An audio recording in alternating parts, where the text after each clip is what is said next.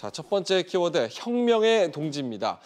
프랑스는 또 혁명의 나라고 문재인 대통령은 촛불 혁명으로 세워진 대통령이죠.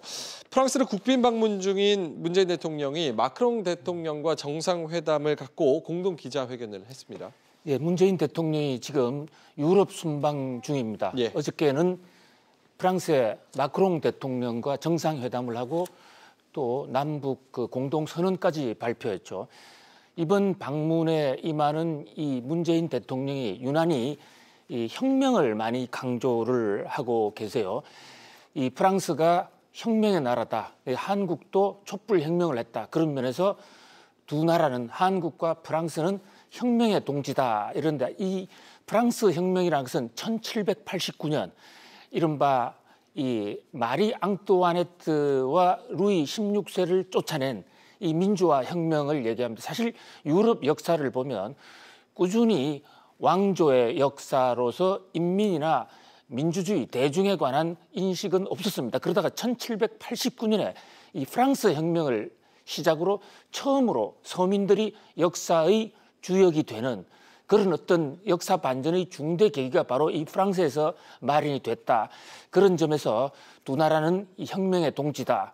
특히 이 문재인 대통령은 이 프랑스가 안보리 상임이사국이니까 안보리에서 남북 관계를 좀 프랑스가 그 혁명의 정신으로 잘 좀 밀어달라. 한국의 민주주의와 또 한국의 평화를 위해서 많이 노력해달라. 이런 것을 역설을 했어요.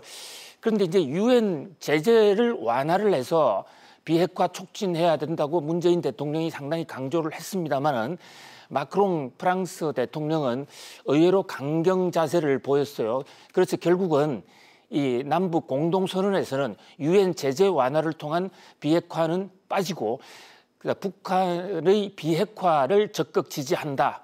뭐 이런 정도.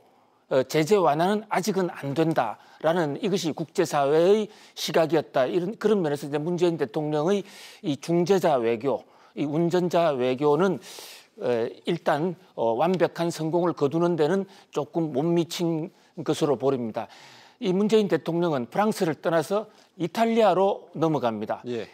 사실 이번 문재인 대통령의 순방에서 가장 관심을 끄는 것이 이탈리아 순방인데요. 이탈리아 이 총리와의 만남보다는 이탈리아 한쪽 편에 처져 있는 바티칸 공화국의 수장 이 프란체스카 이 교황청의 교황과의 만남이 굉장히 주목을 끌고 있습니다. 아시다시피 지금 김정은 북한의 위원장이 교황의 방북을 신청을 해놨다라는 이런 얘기예요. 그리고 그 신청의 메신저를 이 문재인 대통령이 공식적으로 전달하는 것으로 이래 되어 있습니다.